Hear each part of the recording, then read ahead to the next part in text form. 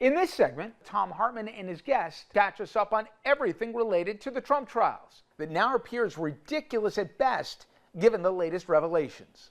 I'm curious about your role as kind of a fixer or consigliere or whatever you want to call it in the Trump organization. To what extent was the Trump organization back in the day run along the lines of other more mainstream, typically Italian, but there are obviously versions unique to different ethnicities, crime families in New York City?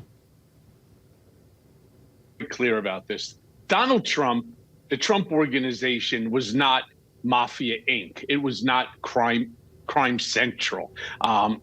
Donald behaved like a mafia boss. He had learned that early on in his career when he was under the tutelage of the very infamous Roy Cohen, his lawyer, who represented many high-ranking mafia individuals. Donald has no email address. He was always taught not to have his fingerprints on anything. Now, again, what we do have to remember is that the Trump organization is a mom and pop, myopic real estate development company. I mean, there were no dead bodies, which is a line that for some reason media tries to use a lot. Michael Cohen knew where all the skeletons were located. If we're referring to which contractor we didn't pay or which law firm, which was virtually all of them, that we didn't pay and for what reason, yes, that I did. Did we sue people based upon defamation? Yes. Did we try to renegotiate contracts post the signature? Yes. But as it relates to anything on par with being a mafia-style family with murder and extortion and racketeering, the answer is that never happened. Yeah, so Trump is not Tony Soprano. He's about the same size, but no. He's basically a small-time crook. To what extent was Donald Trump saved by Russians and Saudis, particularly in the 90s after his company went south? Okay, so bankruptcy. I was not with Donald in the 90s. In fact, I was just finishing law school and starting my legal career. I started with Trump in 2006, 2007. Now, Eric Trump, who is by far the dumbest of all of the children, made a couple of comments about how Russians are big buyers of Trump apartments, condominiums, whether it's in New York, Florida, or wherever else that they may be. First of all, that's just not a true statement. And as far as Russia bailing Donald out in the 1990s, or even in 2006, 2007, when I joined, there are some Russians that ended up buying in his properties, but percentage-wise, it's de minimis. And the same holds true for Saudi Arabia. I mean, the Kingdom of Saudi Arabia has a full-floor apartment at one of the Trump properties across the street from the United Nations. But then again, so do many different countries. Mm-hmm. Again, it is a de minimis number. And these sort of promotional statements made by people like Eric or Don Jr., they don't do anything within which to hold Donald accountable, responsible, and for the crimes that he actually has committed. So what are the crimes that he has committed that concern you? What are the, as a guy who was inside the Trump organization, and now, Donald Trump is a major force in American politics and is embracing fascist governments, elsewhere and around the world, and certainly did as president. What are the things that you think Americans need to be warned about, need to know about?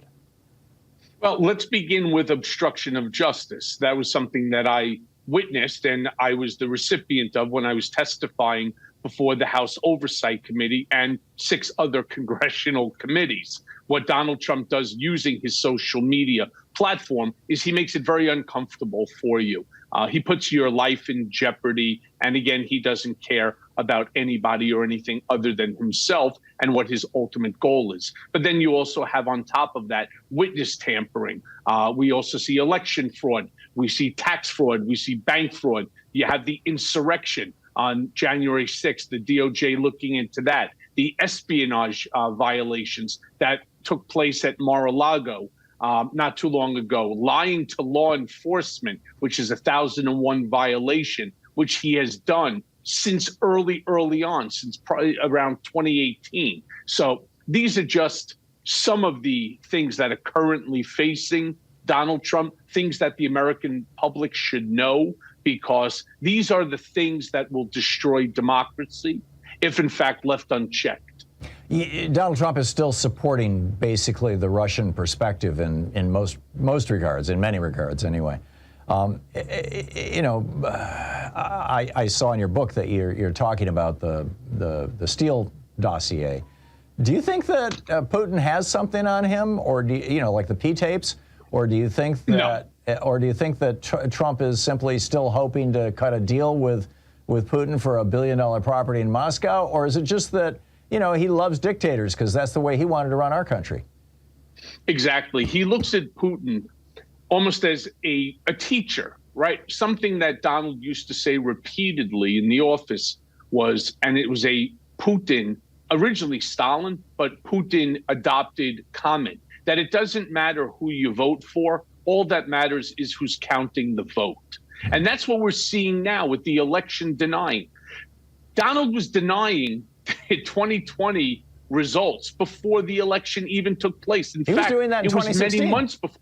Yes, it was many months that if in fact I lose, it's only because it was rigged. What he's doing is he's already putting into the guts of the individuals who support him the notion that if he loses, it has to be a rigged system, and that your right to your vote doesn't mean anything and it doesn't count. Now, I do take in chapter 1 of my book, which I think is really a must read for individuals who want to understand what happens when you have a president, an immoral president, who retains the services of a equally complicit and duplicitous attorney general, that they weaponize the Department of Justice to go against their critics. That's what they did, as far as to me. And my hope is by the end of the book, you will see that the story that the media has made of me and that the story you think you know about me is in fact not accurate at all.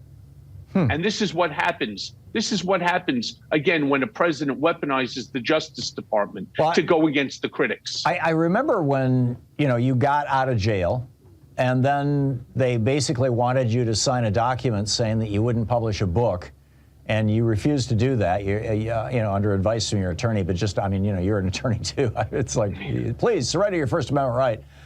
You refused to do that, and immediately they shackled you and hauled you back off to jail. And I remember thinking, oh my God, you know, Bill Barr is well, he's just as corrupt as he was in the 90s, in 1992, when he shut down the entire Iran-Contra investigation to hide the crimes of the Bush or the Reagan and Bush administration back in the day.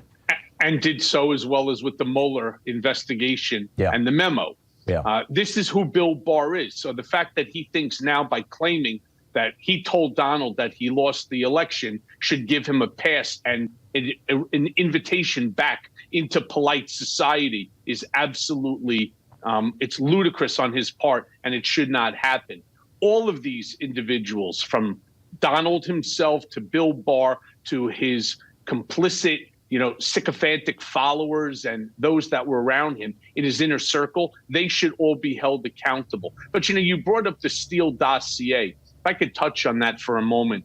The Steele dossier, as it related to me, the 11 allegations are all inaccurate. They're all lies. Whether it was the notion that I ever went to Prague. I've never been to Czechoslovakia. I've never been to Prague. I just never been.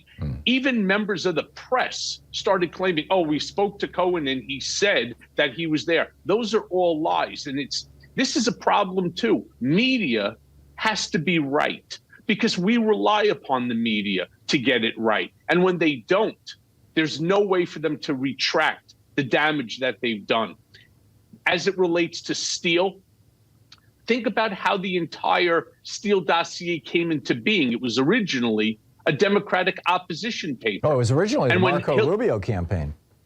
Right, originally. And then ultimately... and then when Rubio got knocked out of the primary by Trump. No, it was originally started by the Clinton campaign, who realized that it was nonsense, taken over by Rubio, and then ultimately passed along to John McCain, who gave it to Comey, and then up and up and up. When they realized that everything that they were saying about me was wrong, they needed then to try to figure out what else can they do in order to figure out how to get a hold of Michael Cohen. Wanted to kill me. Republicans wanted Trump out, and Democrats wanted Trump out, and they thought that I was the linchpin into doing it.